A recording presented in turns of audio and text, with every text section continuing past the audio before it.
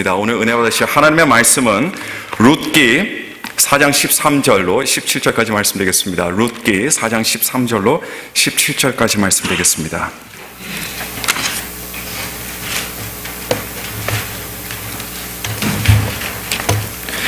구약성경 406면을 여러분께서 열어주시면 감사하겠습니다. 룻기 4장 13절로 17절까지 말씀드리겠습니다. 구약성경 룻기 4장 13절로 17절까지 말씀 다 찾으신 줄로 믿고 제가 봉독해 드리겠습니다. 이에 보아스가 룻을 취하여 아내를 삼고 그와 동침하였더니 여호와께서 그로 잉태케 하심으로 그가 아들을 낳은지라. 여인들이 나오미에게 이르되 찬송할지로다. 여호와께서 오늘날 내게 기업 물을 자가 없게 아니하셨도다. 이 아이의 이름이 이스라엘 중에 유명하게 되기를 원하노라. 이는 내 생명의 회복자며 내 노년의 봉양자라. 곧 너를 사랑하며 7 아들보다 귀한 자부가 낳은 자로다. 나오미가 아기를 취하여 품에 품고 그의 양육자가 되니 그 이웃 여인들이 그에게 이름을 주되 나오미가 아들을 낳았다 하여 그 이름을 오벳이라 하였는데 그는 다윗의 아비인 이새의 아비였더라. 아멘. 여러분, 정치적으로나 도덕적으로나 그리고 영적으로나 참 암울하고 어두웠던 사사시대에 그것도 심한 흉년이 들어서 이보다 더 나쁠 수 있을까라고 하는 그런 생각이 들 정도로 그런 비참한 때를 살아가던 한 여인이 있었습니다. 이 여인은 바로 우리가 잘 아는 나오미라고 하는 여인입니다. 그런데 나오미가 어려운 시대에 살고 있었던 것은 분명한 사실이지만 그래도 사실 그녀는 행복한 사람이었습니다. 나오미에게 있어서는 늘상 곁에서 의지할 수 있는 남편이 있었고 그리고 자신의 미래라고 할 수 있는 떡두꺼비 같은 아들들 둘이 다 잘 자라주어서 그들이 어느새 듬직하고 참 어엿한 성인이 되었습니다. 그리고 더 나아가서 이 아들들이 토끼 같은 착한 며느리들까지 데리고 왔으니 나오미의 인생에서 후회가 될 만한 일은 아마 없었을 것이라고 저는 생각합니다. 이런 현실에서 나오미는 이제 큰 욕심을 가질 필요가 없습니다. 그녀가 이루어야 할 것은 다 이뤘습니다. 그리고 나오미는 이제 앞으로 그녀의 품에 안기게 될 손자 손녀들을 기다리면서 그저 남은 여생을 생계를 위해서 근근히 일하고 그리고 자식들의 효도를 받으면서 살면 될 뿐이었습니다. 그런데 어찌된 일인지 나오미의 말년에 그녀는 예기치도 못한 그리고 상상조차도 할 수 없는 큰 불행이 그녀를 찾아오게 됩니다. 그녀의 남편이 갑작스럽게 죽어버리고 만 겁니다. 현대시대와는 많이 다르게 구약의 시대에 남편을 잃었다 함은 그냥 사랑하는 배필, 깊이 정들었던 반려자를 잃은 것이 아닙니다. 먹고 사는데 남성의 역할이 어느 때보다도 컸던 그 시대에 남편이 죽었다는 것은 당시 여인에게 있어서 기본적인 생계조차도 큰 지장과 위협을 초래할 만한 그런 것을 의미했습니다. 왜냐하면 그 시대는 밥 먹고 사는 일이 대부분 힘든 노동을 통해서 이루어졌기 때문에 남자들이 거의 전적으로 가정의 생계를 도맡아서 책임져야 했기 때문이었습니다. 한국에서는 예로부터 남존 여비 사상이 있었고 같은 맥락으로 남아 선호 사상이 있어 왔습니다. 물론 이런 생각들은 남자인 아버지 중심의 가족 제도를 주창하는 유교가 조선시대의 기본 이념으로 확립되면서 사회적으로 더욱 강화되었지만 그러나 남존 여비 사상이나 남아 선호 사상은 유교의 영향력을 떠나서라도 우리나라 옛 시대에 그만큼 사회적으로나 가정적으로나 남성의 역할이 컸다는 그 사실을 반영하고 있는 겁니다. 유교의 남자 중심의 사상도 이런 배경에서 더욱 뿌리를 깊이 내릴 수 있었던 겁니다.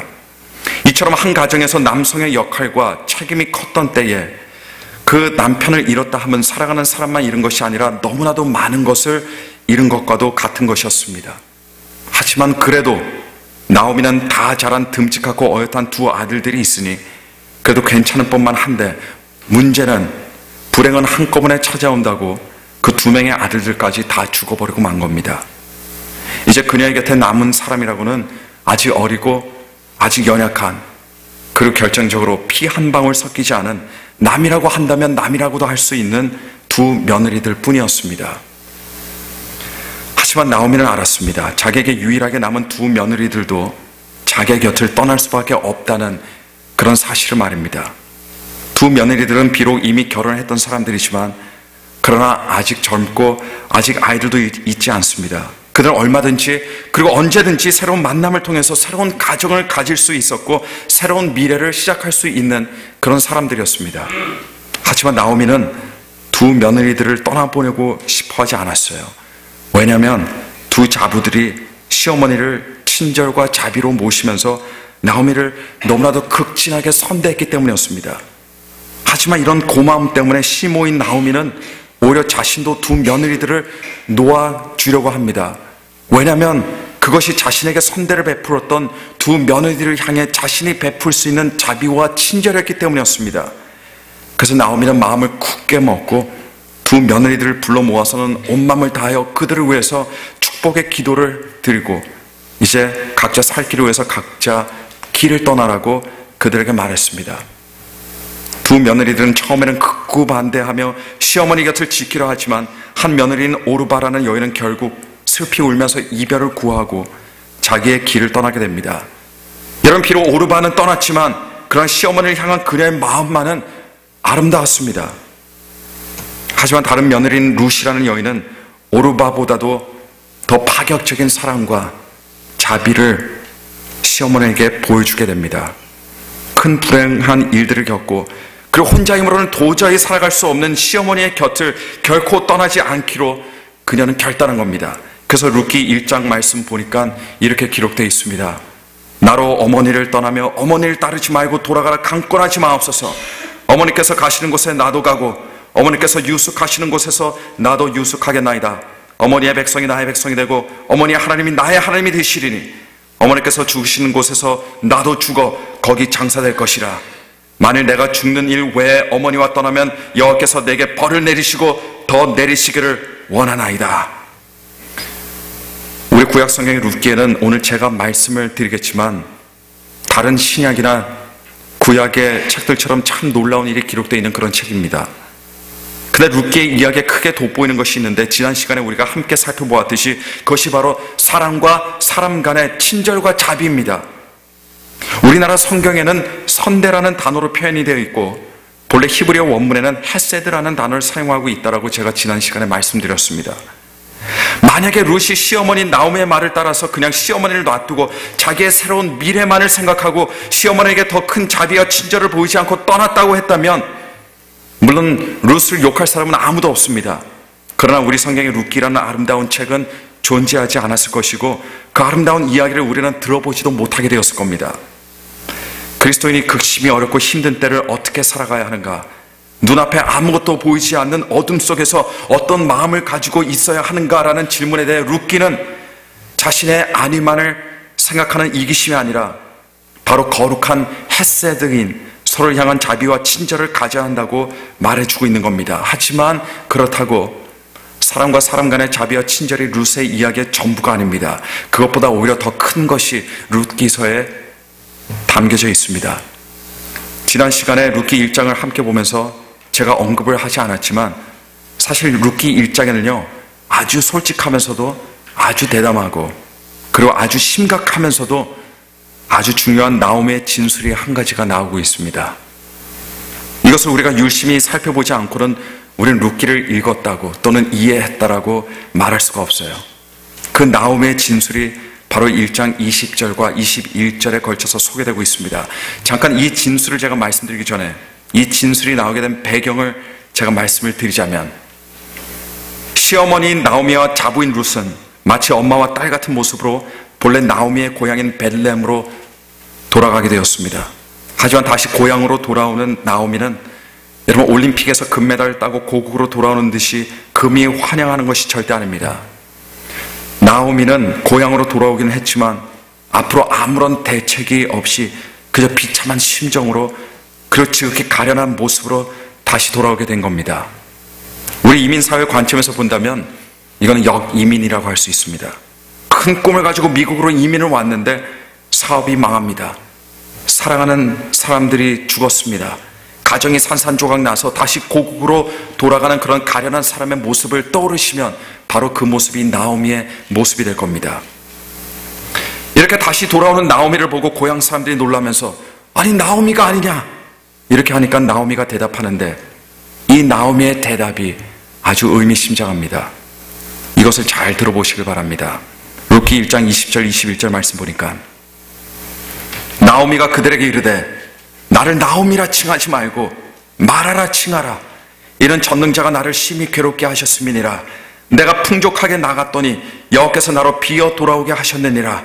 여호와께서 나를 징벌하셨고 전능자가 나를 괴롭게 하셨거늘 너희가 어찌 나를 나오미라 칭하느뇨 하니라. 이 말을 하는 나오미의 심정을 한번 헤아려 보시길 바랍니다. 비록 자부인 룻이 나오미와 함께 하기로 해서 너무나 감격스럽고 고맙지만 그러나 나오미의 마음은요 참 참담하게 이를 데가 없습니다. 그녀의 마음은 슬픔과 괴로움으로 지금 갈기갈기 찢어져 있습니다. 그것을 견딜 수가 없으니 자신이 처한 모든 불행의 원인을 바로 하나님께로 돌리고 있는 겁니다. 그러니 나오미는 자기를 괴롭힌 사람은 다른 사람이 아니라 하나님이라고 말하고 있는 겁니다. 그리고 자신을 하나님의 무자비한 징벌을 받고 있는 것으로 지금 생각을 하고 있는 겁니다. 그리고 오죽이나 하면요 사람들에게 자신의 이름인 나오미라고 자기를 부르지 말라고 하겠습니까? 왜냐하면 자신의 이름인 나오미의 본래의 의미는요 즐거움이라고 하는 그런 뜻을 가지고 있는데 과거에 그녀는 즐거운 사람이었을지는 몰라도 그러나 지금 그녀의 현실을 보면 전혀 즐거움이 없습니다. 어떤 즐거움도 찾아볼 수가 없습니다. 대신 나오미는 사람들에게 자기를 마라라고 부르라고 합니다. 왜 마라라고 부르라고 합니까? 왜냐하면 그 말은 쓰다 또는 비통하다라는 뜻의 단어이기 때문입니다. 나오미의 지금 상황은 한마디로 정말 씁니다. 나오미의 인생은요 비통 그 자체입니다. 여러분 우리는 여기서 극명한 대조를 볼 수 있어야 됩니다. 한편으로는 극심한 어려움 가운데 며느리 룻과 시어머니 나오미 사이에서는 아름다운 자비와 친절이 있는 것을 우리는 볼 수가 있어요. 하지만 반면에 나오미와 하나님 사이는 다릅니다. 달라 보입니다. 나오미에 의하면 하나님께서는 나오미에게 복이 아니라 화를 갖다 주신 분입니다. 하나님 나오미를 괴롭게 만드는 분이시고 사랑하는 사람들을 전부 다 데리고 가버림으로 나오미를 비참하게 만드신 그런 무자비한 하나님이십니다. 이 부분에서 우리도 나오미처럼 이런 심각한 질문을 던질 수가 있습니다. 과연 정말로 하나님은 선하신 하나님이신가? 정말로 하나님은 자비로우시고 좋으신 하나님이신가라고 말합니다. 우리 주변을 보면 이런 질문을 던지는 사람들 많이 봅니다. 얼마 전에 극장에서 한 사람이 무장을 하고 와서는 영화를 관람하는 관중들을 향해서 총을 무자비하게 난사해서 많은 사람들이 죽고 그리고 많은 사람들이 총상을 입었습니다. 저는 그 희생자들과 가족들을 만나보지는 않았지만 저는 그 희생자들과 그 가족들의 절규를 들을 수가 있습니다. 그리고 그렇게 절규하는 사람들이 누구냐? 오늘날의 나오미들입니다. 교통사고로 사랑하는 사람을 잃고 괴로워하는 사람들, 한쪽 다리와 같은 신체의 일부를 잃거나 불의한 사고로 몸을 움직일 수 없게 된 장애인이 된 사람들, 질병으로 하루하루 고통을 받고 있으면서 하나님 이건 아니잖아요 이렇게 말하는 사람들, 사업이 폭삭 망해서 자녀들 제대로 부양할 수 없게 된 사람들, 이 모든 사람들이 바로 오늘날의 나오미들입니다. 아니 좀 더 솔직히 말하자면 오늘날의 마라들입니다. 그리고 이런 사람들이 말로 하지는 않을지라도 그들의 마음으로는 전능자가 나를 심히 괴롭게 하셨구나, 내가 풍족하게 나갔더니 하나님께서 나로 비어 돌아오게 하셨구나, 여호와께서 나를 징벌하셨고 전능자가 나를 괴롭게 하셨도다, 이렇게 소리치면서 울고 있는 사람들이라고 할 수 있겠습니다. 근데 여러분, 룻기는 어떤 책인지 아십니까? 과연 정말 하나님께서는 우리 인간들을 괴롭게 만드시는 하나님이신지, 고통을 당하는 사람들에게 무관심하시고 가지고 있는 것도 앗아가셔서 풍족했던 우리의 손과 우리의 인생을 텅텅 비우시는 하나님이신지, 그 진실에 대해서 밝히 대답해 주고 있는 책이라고 할 수 있습니다. 룻기 2장부터 그 대답들이 이제 천천히 서서히 나오게 됩니다. 하나님의 참모습이 베일로 가려진 것으로 룻기가 시작을 한다면 2장부터는 그 베일이 이제 서서히 벗겨지기 시작하고 있는 거예요. 2장을 보시면 이제 당장 먹고 사는 문제에 나오미와 룻이 봉착을 하게 되는 그런 모습이 그려지고 있습니다. 비참한 모습입니다. 나오미는 룻과 함께 고향인 베들레헴에 돌아오긴 했는데 있을 곳이 없습니다. 잠잘 곳이 없습니다. 그리고 먹을 것이 없습니다. 근데 마침 그때가 어느 때냐? 보리를 추수할 그때였습니다. 그래서 룻이 시어머니 나오미에게 말합니다. 어머니, 제가 이삭이라도 주우러 밭에 나가겠습니다. 수확하러 밭으로 나가겠다는 이야기가 아닙니다. 떨어진 이삭을 주스로 바깥으로 나가겠다는 이야기입니다. 이삭을 주워서라도 연명을 해야겠다는 그런 뜻이에요. 여러분, 율법은요, 추수기가 되어서 사람들이 곡물을 수확할 때에 수확하다가 땅에 떨어진 곡물들을요, 못 줍도록 했습니다. 오늘날 사람들은 한번 수확하고 나서 다시 밭으로 가서 떨어진 곡물들을 죄다 모아서 가져오겠죠. 그러나 옛날 구약시대는 그렇게 하지 못하도록 했어요. 왜냐? 바로 가난한 사람들을 위함이었습니다. 생계 능력이 없는 사람들로 하여금 남의 밭에 와서 땅에 떨어진 곡물이라도 챙길 수 있게 하기 위함이었습니다. 그런데 한 가지 문제는 1년 내내 이삭을 주울 수 없다는 그런 겁니다. 왜냐하면 곡물의 수확은 매일 하는 것이 아니기 때문이에요. 근데 마침 하나님께서는 나오미와 룻으로 하여금 곡물을 주울 수 있는 때로 베들레헴으로 그들을 인도해 주셨습니다. 시기 말고도 나오미와 룻을 어렵게 할 수 있는 또 다른 문제가 한 가지가 더 있었습니다. 생계 능력이 없고 의지할 데 없는 연약한 여인이다 보니 이삭을 줍는 밭에서 주변의 사람들로부터 얼마든지 신체적인 위협을 느낄 수 있었습니다. 마치 오래전, 아마 지금도 마찬가지일 거라고 생각하지만요, 거지들을 보면 거지들 세상에서도 거기는 위계 질서가 있고 서열이 있습니다. 다 똑같은 거지들이 아니에요. 대장 거지가 있고요, 밑에 부하 거지가 있습니다. 대장 거지에게 잘못 보이면 몰매를 맞기도 하고요, 쫓겨나는 것이 거지들 세상의 실제입니다. 또는 남의 구역에 가서 구걸을 해도 마찬가지예요. 구걸조차도 함부로 못하는 겁니다. 마찬가지로 이미 그 밭에서 이삭을 줍는 다른 사람들, 특히 남자들이 해코지를 할 수 있는 위험은 언제나 도사리고 있었습니다. 그 자리에 경찰이 있었겠습니까? 형사가 있었겠습니까? 하지만 하나님께서는 나오미와 룻을 위해서 때만 맞춰주신 것이 아닙니다. 하나님께서는 사람을 보내주셨습니다. 룻이 하나님의 섭리 가운데서 밭을 소유한 보아스라고 하는 사람을 하나님께서 만나게 하신 겁니다. 그리고 보아스는 룻이 자신의 밭에서 안전하게 이삭을 주울 수 있도록 룻을 보호해 주었습니다. 룻기 2장 10절 말씀을 보니까요, 룻이 이에 큰 감동을 받아 엎드려 절하며 보아스에게 이렇게 말합니다. 나는 이방 여인이오늘 당신이 어찌하여 내게 은혜를 베푸시며 나를 돌아보시나이까? 근데 여러분, 이거 사실 누구의 은혜입니까? 여러분, 보아스의 은혜가 아니라 사실 모든 것을 주관하시고 섭리하시는 하나님의 은혜였습니다. 룻의 고맙다는 말을 듣고 보아스가 이렇게 대답합니다. 여호와께서 내 행한 일을 보응하시기를 원하며 이스라엘의 하나님 여호와께서 그 날개 아래 보호를 받으러 온 내게 온전한 상 주시기를 원하노라. 보아스는 룻에게 하나님의 복과 또 하나님께서 내려주시는 상을 빌어주었지만, 그런데 사실 이미 하나님께서는 처음부터 이미 나오미와 룻에게 보응을 하시고 계셨고, 그리고 상을 베푸시고 계셨습니다. 단지 룻이 이 사실을 아직 보지 못하고 있었을 뿐입니다. 하나님은 우리의 필요를 채워주시는 선하신 하나님이심을 오늘 시간 믿으시길 바랍니다.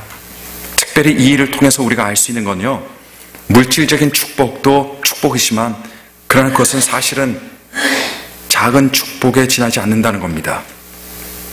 여러분, 물질적인 축복보다 더 큰 축복은 무엇인지 아십니까?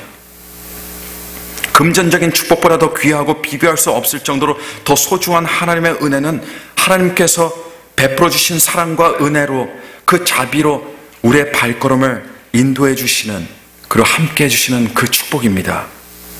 나오미와 룻에게 큰 불행이 그들을 엄습하고, 그리고 그들이 생계조차도 연명하기 어려울 정도로 가난해지게 되었지만, 그러나 하나님께서는 그들의 슬픔을 아시고 그들의 발걸음을 인도해 주신 겁니다. 누군가가 한 번도 가지 않은 험하고 어두운 산길을 걸어야 하는데, 그 사람에게 돈이나 물질 같은 것들이 산길을 걷는데 얼마나 큰 의미가 있겠습니까? 아무리 좋은 물건들을 가지고 걷는다 해도 언제든지 많은 위험에 빠질 수 있을 뿐 아니라 오히려 자기가 가지고 있는 그 물질 때문에 자신이 더 위태로워질 수도 있습니다. 물질이라는 것은 우리를 편하게는 만들어 준다 해도, 그러나 우리의 영혼을 지켜주거나 우리를 구원해 줄 수는 없습니다. 사실 위험하고 어두운 산길을 걷는 사람에게 있어서 가장 필요한 것은요, 그 사람이 지금 가는 길을 잘 알고 있는 어떤 도움자, 어떤 안내자의 도움의 손길입니다. 근데 여러분, 우리의 인생이 그렇습니다. 우리의 인생은 끊임없이 새로운 길을 걷는 겁니다. 한 번도 가보지 않은 길을 걷는 것과 마찬가지입니다. 그것이 인생입니다. 이런 우리들에게 정말로 필요한 것이 무엇이겠습니까? 있다가도 없고 없다가도 있는 물질이 아닙니다. 하나님께서 함께 해주시고 인도해 주시고 보호해 주시는 그 하나님의 자비의 손길이라는 사실을 여러분 기억하시기를 간절히 바랍니다. 하나님께서는 아무 대책 없는 나오미와 룻을 인도해 주시고 보호해 주시사 그들이 안전하게 양식을 공급받을 수 있도록 섭리해 주신 참으로 선하신 하나님이 그들에게 되어 주셨습니다. 하나님께서는 하나님을 믿고 하나님을 사랑하는 사람들을 어떻게 하시는 하나님이십니까? 반드시 선대하시는 하나님이십니다. 하나님께서는 예수 그리스도를 따라 살아가는 사람들에게 특별한 자비와 친절로 함께 해주시는 그런 하나님이시라는 사실을 여러분 믿으시기를 간절히 축원합니다. 이렇게 나오미와 룻은 하나님의 친절과 자비하심으로 매일의 양식을 공급을 받았어요. 하지만 또 양식만이 그들이 당면한 어려움이 아니었습니다. 그들에게는 더 큰 인생의 문제가 있었습니다. 그 문제가 뭐냐? 바로 후손을 얻는 일이었습니다. 그때 당시와 오늘날은 달라도 참 많은 것들이 다릅니다. 지금은 일부러라도 자식을 안 낳으려고 하는 사람들이 있지만, 그러나 구약시대 때만 하더라도요, 여자의 인생의 대사명이 있었다면 그것은 후손을 낳아서 대를 잇는 그런 일이었습니다. 여자가 굶는 일은 있어도 자식이 없는 것보다는 나은 것으로 여겨지던 사회가 바로 그때 그 사회였습니다. 하지만 시어머니인 나오미도 자식이 다 죽고 아무도 없어요. 며느리인 룻 또한 자식이 없었습니다. 근데 여러분, 그 당시에는 율법에 수혼법이라는 것이 있었어요. 수혼법은 가족 중에 한 형제가 대를 이을 아들을 낳지 못하고 죽었을 경우 다른 형제가 죽은 형제의 아내를 취하여 아들을 낳아서 그 가문과 기업을 잇게 해주는 그런 규례를 말하는 것으로 계대 결혼법이라고도 불려지기도 합니다. 이 수혼법의 근본 목적은요, 후사가 없이 죽은 형제를 위해서 아들을 낳아줌으로써 죽은 자의 이름이 끊이지 않게 만드는 것이었고, 그리고 기업을 보존하는 데 있었습니다. 또 이를 통해서 남편과 사별한 후 의지할 곳 없는 과부를 보호하고 경제적 안정을 가져올 수 있도록 하는 목적도 분명히 있었습니다. 근데 룻이 우연히 이삭을 주스러 갔던 그 밭의 주인, 그리고 룻을 도와서 시므와 자부가 양식을 공급받을 수 있도록 해주었던 보아스라고 불리던 그 사람이 누구냐? 바로 시어미인 나오미의 친족이었고 룻의 남편의 친족이었던 겁니다. 이 말인즉 율법을 따라서 보아스가 룻을 아내로 맞이할 수 있었다는 사실입니다. 하지만 순서상으로는 보아스보다 조금 더 가까운 친족이 있었어요. 만약에 이 사람이 룻을 택하면 룻은 아무 말도 못하고 그 사람에게 시집가야 했습니다. 그러나 그 사람이 율법에 따라 기업 물을 자의 책임을 이행하기를 포기한다면 바로 다음으로 가까운 친족이었던 보아스에게 이 룻은 시집 올 수가 있었습니다. 다행히 하나님의 섭리로 룻은 보아스의 아내가 되는 그런 놀라운 경사가 벌어지게 된 겁니다. 하나님께서는 여러분 양식만 공급하시는 것이 아니라 룻에게 기업 물을 자, 즉 남편을 주심으로 룻은 물론이거니와 나오미도 룻을 통해서 가문의 대를 이을 수가 있게 된 겁니다. 이것이 바로 룻기의 3장의 내용입니다. 하지만 이것이 하나님의 친절과 자비와 선대하심의 끝이었을까요? 룻기의 마지막 장인 4장에는 하나님께서 보아스와 룻에게 아들을 주시게 됩니다.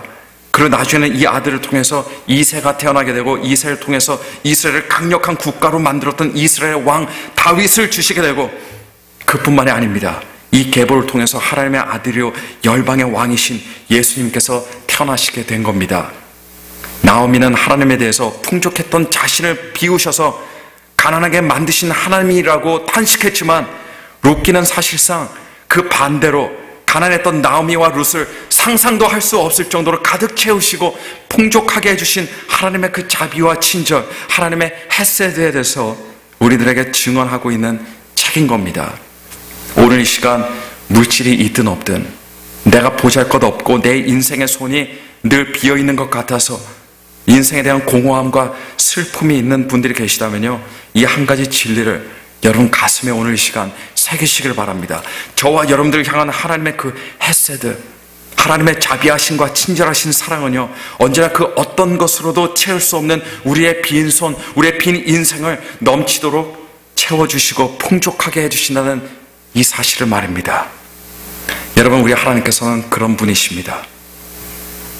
당신의 사랑하시는 아들 예수 그리스도를 이 땅에 보내셔서 십자가에 달려 죽게 하심으로 아무도 해결해 줄 수 없던 우리의 인생의 죄의 문제를 완전히 해결해 주시고, 그리고 예수 그리스도 안에서 하늘의 축복과 땅의 축복으로 가득 넘치게 채워주셨습니다. 그래서 에베소서 2장 4절부터 7절 말씀 보니까요, 이렇게 기록하고 있어요. 긍휼의 풍성하신 하나님이 우리를 사랑하신 그 큰 사랑을 인하여 허물로 죽은 우리를 그리스도 예수와 함께 살리셨고, 또 함께 일으키시사 그리스도 예수 안에서 함께 하늘에 앉히시니, 이는 그리스도 예수 안에서 우리에게 자비하심으로써 그 은혜의 지극히 풍성함을 오는 여러 세대에 나타내려 하심이니라. 이렇게 말씀하고 있습니다. 하나님을 믿고 하나님을 섬기고 하나님을 사랑하는 사람 중에 그 인생이 풍족하게 안 된 사람은 아무도 없습니다. 모든 사람들이 예수 그리스도의 크신 영광으로, 은혜로 풍족하게 살았습니다. 그리고 그 풍족을 죽음 이후에까지도 그렇게 누리면서 살아갑니다.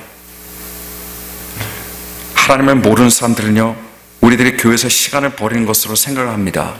사업할 시간을 낭비하고 공부할 시간을 낭비하고 인생을 즐길 시간을 낭비한다고 생각합니다. 시간적으로는 가난해진다는 그런 논리예요. 풍족과 가난, 이 두 가지 논리 속에서 사람들은 항상 살아가거든요. 하나님을 모르는 사람들은요, 하나님께 11조를 드리면서 물질로 봉사하는 것을 보면서 그 사람이 물질적으로 손해를 본다라고 이렇게 생각합니다. 믿음이 없기 때문이죠. 하지만 이런 사람들은 하나님을 전혀 모르는 사람이기 때문이에요. 그런 사람들은 하나님께서 룻이 나오미에게 베푼, 그리고 나오미가 룻에게 베푼 선대보다 훨씬 더 크고 특별한 자비와 친절하심으로 우리가 함께 하시는 하나님이셔서 예수 그리스도 안에서 우리의 인생을 기쁨과 의미와 감사와 놀라운 하늘의 축복으로 풍족하고 풍요롭게 만들어주시는 하나님이심을 모르기 때문입니다. 그래서 모르는 사람은 신앙생활을 할 수가 없는 겁니다. 사실 하나님의 친절과 자비와 하나님의 사랑하는 백성에게 베풀어 주시는, 하나님의 선대해 주시는 그 은혜를 여러분, 사실 나오미도 몰랐어요. 룻도 몰랐습니다. 하지만 인생의 냉혹함과 삶의 극심한 아픔을 겪고 난 후에야 그들은요, 하나님을 보게 되었습니다. 그제서야 그들 시야를 가리고 있던 그런 것들이 다 치워지니까 하나님이 눈에 보이게 되는 거예요. 그리고 하나님의 헤세드를 경험하게 된 겁니다.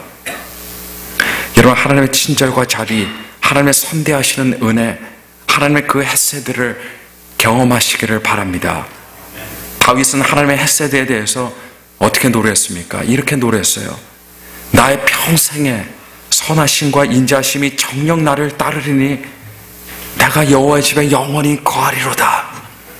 이 하나님의 선대, 하나님의 선하심, 하나님의 자비하심, 이거는 한순간에 한 번 받는 것이 아닙니다.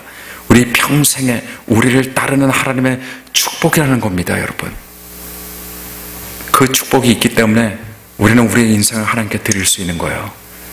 우리보다 더 큰, 우리의 인생보다 더 큰 하나님의 선하심과 하나님의 인자하심이 우리를 정녕 우리를 따르기 때문에 우리의 매일을 기쁨으로 살아가고 성령 충만으로 살아가고 하나님께 순종하며 살아갈 수 있게 된다는 겁니다. 이 세상에서 어떤 것을 잃는다 하면 그것은 아주 지극히 작은 것을 잃는 겁니다. 우리의 생명조차도 사실은 하나님 앞에서는 작은 것이에요.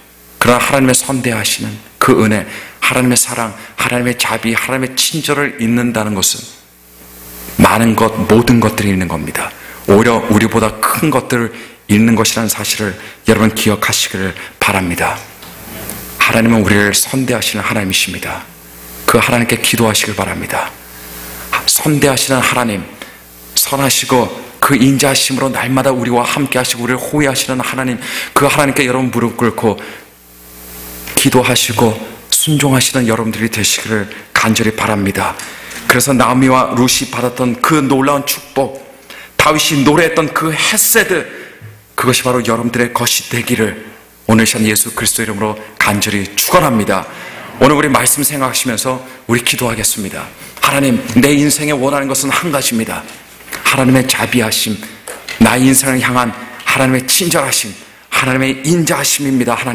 하나님, 오늘 죄악된 우리의 모습, 너무나도 못났던 우리의 모습, 오늘 회개하게 하시고 오늘 하나님 앞에 나가기를 원하오니 하나님, 우리의 기도를 들어주시고 날마다 은혜로 채워주시고 충만케 하여 주시사 우리의 신앙이 달라지게 하시고 우리의 모습이 달라지게 하시고 우리의 기도가 달라지게 하여 주옵소서.